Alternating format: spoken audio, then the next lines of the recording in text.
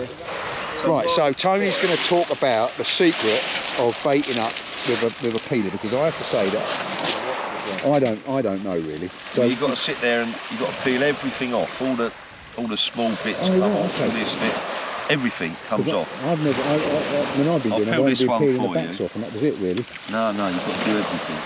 Well, you know, people catch them on hard backs, so I've got no confidence. But I know this crab looks really small. Yeah. The thing is, a cracking little bait. You only want 2 of these for an hound. One slightly bigger or something. Yeah. Take the legs and the claws off, I do. Yeah. And then what you've got to do is you've got to...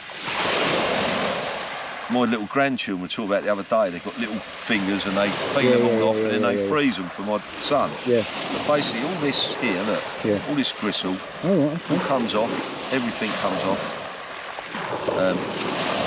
Then you take the back off and then you get them eyes out like that. Just peel every single thing off you can. Some people just put it on, but I've got no confidence. I want a crab that's soft, you know what I mean? Yeah. So basically I get all these little bits and pieces off it, every single thing. It's a bit of a tedious job really. Yeah. And then sometimes you get the cotton and you go and cotton back them armpits if you're not careful. Yeah. You need to clean it completely, like. So you know that's very small, that's a finished object there. Yeah. You can take the lungs out if you want, just there's little bits lungs there at the corner. Snip them out like that. Dead men's fingers. Yeah, people say they're poisonous. I don't believe it. I've caught hundreds of bass and everything with the lungs in. But I take it out now quite often. Depends how I feel, you know. But generally you should try and take the lungs out. They say they're a bit poisonous to fish, but, you know, and they don't like them. But believe me, when they're hungry, they won't worry about lungs. Well, they're eating hardbacks. They ain't taking their lungs out, are they? No. So there's a complete thing. It looks very small, but if you feel that's really soft, it's just all jelly. Yeah. You want another one on top of that, slightly bigger. Yeah. And then you cotton it all on. I haven't got the finished bait because it's out there. Yeah. Basically, you make the finished bait. So you don't pierce the hook for it at all. You just cotton it onto the hook. This is one from yesterday, which I won't use. It's a bit of a mess now. It's my last bait from yesterday, and I believe in a lot of cotton. Right. I mean, that's not a bad bait. It's got a second hook up inside it. Yeah. Wouldn't use that tonight because it's done in. Yeah. That's basically the finished object, but I'd have all the juice coming out of that. Right.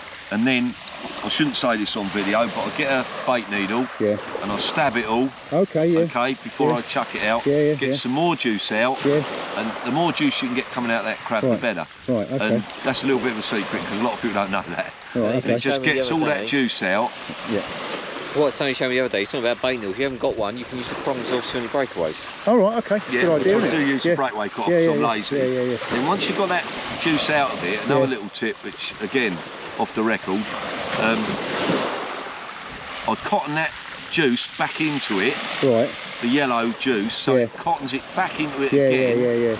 And it's just all compact, and all the juice comes out of them. Okay. And that's what it's all about. And that's just a little bait like that. And that's a cracking bait. You can see these little yellow. That's from yesterday. Right. I had one yesterday of just over £7. And that's all that juice from yesterday coming out of there. That's been sitting in my box overnight. Right. So if you imagine that being basically like this dead yellow, beautiful. And that's your finished object. One, I use a pennel because you've got 2 chances. That second hook you put into there. When you put your second hook in, leave a gap. Because if you put your second hook straight in there, when it pulls down on the clip, it rips the bait. So I leave a gap, then put that second hook through. To be honest, I know it's a day old, but that's quite a nice bait, that. Yeah, it is, isn't it? To be honest with you. So then you've got to sit there and peel these. Right. But once you've got yours peeled, then if you want me to put it on, I will, you know. Okay, cool. But it's crucial getting it right, you know. It's catching fish or not.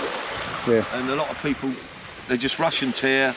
They, like you just said, tear the back off, that'd be all right. But when they're finicky, they might not have it.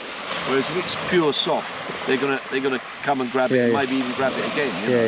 I mean, all my smooth hands have been on crusties, on the ones that are starting to harden up. They'll take them. But it's all. I was saying to Ivan earlier on, it's all in your head. It's how you feel about it. If I put a really good bait on, it's totally soft. I feel better than putting a crab on that's a crinkly or a hardback. And everyone to their own. And I'm not saying I won't catch them, but you just get that little edge putting a cleaner, fresher bait on.